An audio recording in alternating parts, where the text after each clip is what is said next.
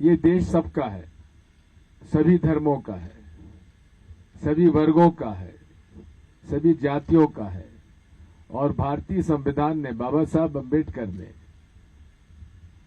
हमें जो भारतीय संविधान दिया, उसमें हर व्यक्ति को समान अधिकार दिया। हर व्यक्ति को अपने धर्म का पालन करने का अधिकार दिया। आज यही भारतीय संविधान हमारा खतरे में है। जाति और धर्म के आधार पर लोगों को सताया जा रहा है, उन वर्गों को परेशान किया जा रहा है जो हजारों वर्षों से हमारे यहां भारत में सांप्रदायिक सद्भाव, धार्मिक सद्भाव चल रहा था, उसे तोड़ा जा रहा है। गरीब गरीब होता जा रहा है। नियम, कानून और नीति कुछ लोगों को, बड़े बड़े लोगों को फायदा पहुंचाने के लिए बनाई जा रही है। यदि आप देखेंगे तो पिछले 4 साल में नोटबंदी, जीएसटी और कोविड के अंदर हमारे छोटे और मध्यम उद्योग धीरे धीरे बंद होते जा रहे हैं। लोग बेरोजगार होते चले जा रहे हैं और गरीब गरीब होता जा रहा है। फिक्स्ड इनकम ग्रुप के लोग परेशान हैं। महंगाई बढ़ती जा रही है। रुपए का अवमूल्यन होता जा रहा है, डिवैल्यूएशन होता जा रहा है। और ये हर बार राहुल गांधी जी ने इन सब बातों का उल्लेख जनता के सामने किया था।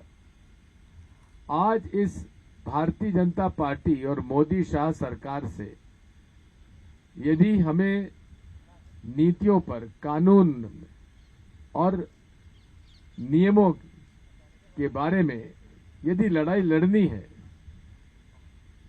तो वो कांग्रेस पार्टी ही लड़ सकती है। क्षेत्रीय दल, रीजनल पार्टी नहीं लड़ सकती।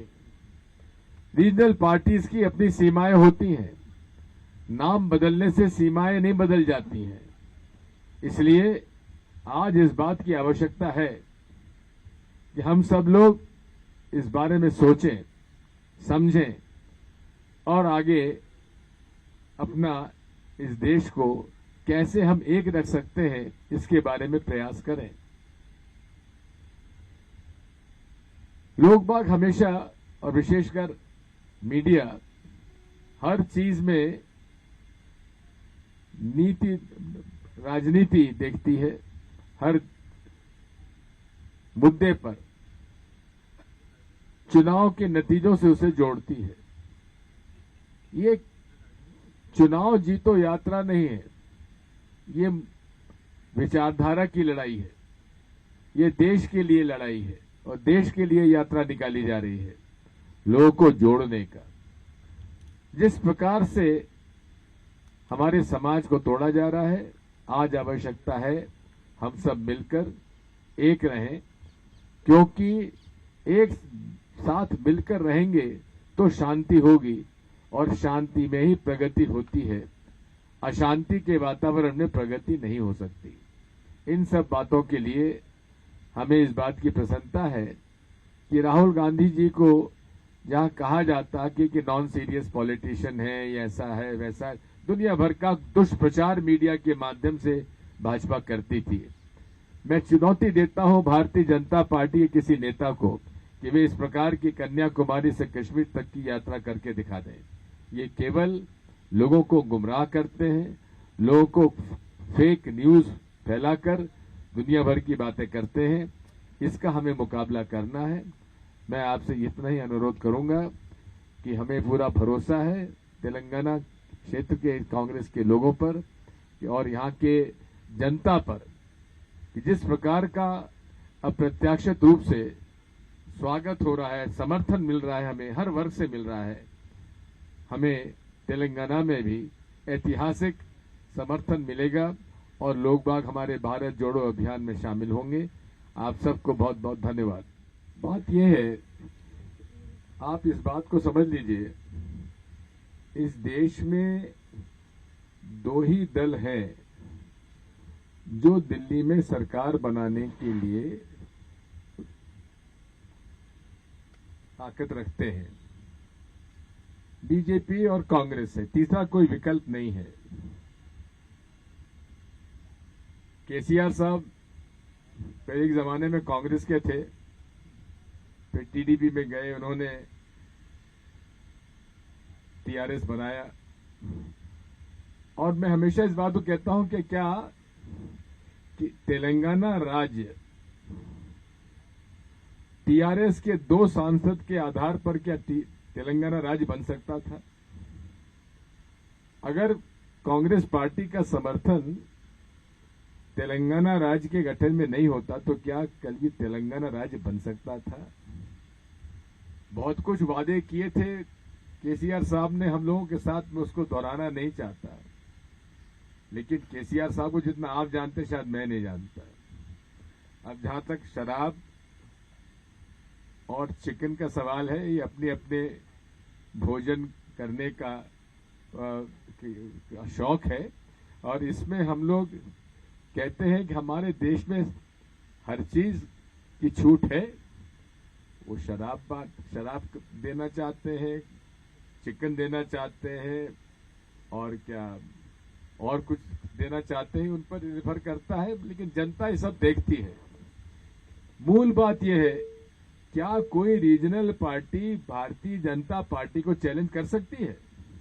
जितनी भारतीय अधिकांश जो रीजनल पार्टीज हैं, ये सारे के सारे जो है ईडी, आईटी, सीबीआई से घिरे हुए हैं, और जब चाहते हैं वो लोग भाजपा दबाव डालकर अपने हिसाब से कर लेते हैं। सोनिया जी पर, राहुल जी पर भी उन्होंने अटैक किया, ईडी के सामने पेशी हुई। मनी लॉन्ड्रिंग का केस वहां बनता है जहां कैश में कोई अगर इस बात का लेन देन हो, कोई असेट्स ट्रांसफर हो, लेकिन नेशनल हेराल्ड केस में ना तो कहीं प्रॉपर्टी का कहीं हेरफेर हुआ, ना कोई ट्रांजैक्शन हुआ, एक पैसा भी राहुल जी के खाते में या सोनिया जी के खाते में नहीं गया है, किसी निजी की व्यक्ति खाते में नहीं गया है।